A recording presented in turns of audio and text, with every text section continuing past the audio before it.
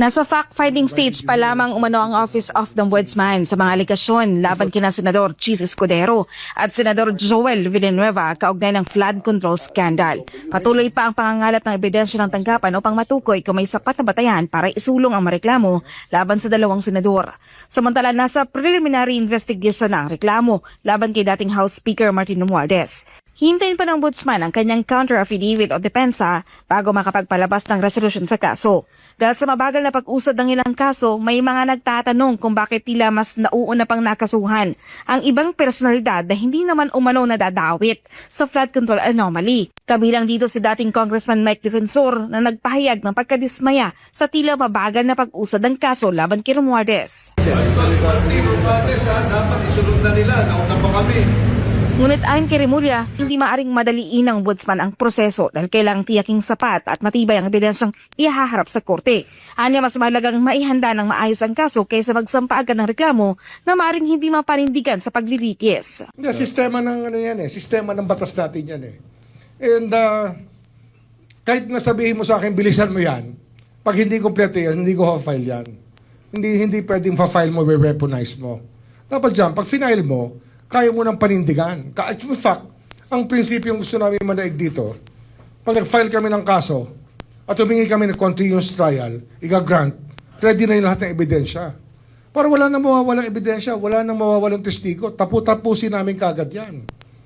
Kaya lang, yung preparasyon ang mahirap eh. Sa kaso naman ni Marcoleta, sinabi na noon ng ombudsman na mas mabilis ang naging case filled up dahil sa mga impormasyong nakuha ng kanilang tanggapan. Kabilang ang mga pahayag at pag-amin ng umano'y may kaugnayan sa pagtanggap ng donasyon at hindi pagdideklara ng ilang yaman sa kanyang salin. Samantala, umaasa ang ombudsman na pagbibigyan ng korte ang kanilang hiling na ma-discharge sa kaso si dating DPWH Secretary Manuel Bunoan. Layunin ng tanggapan na magamit si Bunoan bilang testigo sa isinusulong na grand conspiracy case laban kay Romualdez. Bantayan natin ang courts because kami we're putting on our best face to put flesh into the cases. Sana the courts will also do their part in dispensing justice in this country. Hustisya ang pinag-uusapan dito. Samantala, nilinaw naman ni Remulla na wala ng probative value para sa ombudsman ang Cabral files matapos pumanaw ang dating DPWH Undersecretary Catalina Cabral. Gayunman, maaari pa rin umano itong magamit bilang bahagi ng narrative o background sa pagbuo ng kaso, ngunit hindi bilang pangunahing ebidensya na maaring patunayan sa korte. Ang problema kasi, it has no probative value that the person now is dead. So, who will testify as to the files?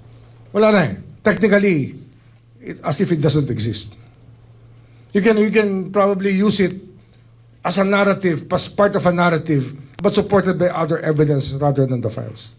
Bukod sa flood control cases, tututukan din ng ombudsman ang magiging 2027 proposed budget ng Pangulo. Humingi na ang tanggapan sa Department of Budget and Management o DBM ng kopya ng President's proposed budget upang masubaybayan ang anumang pagbabago sa proseso ng budget deliberations.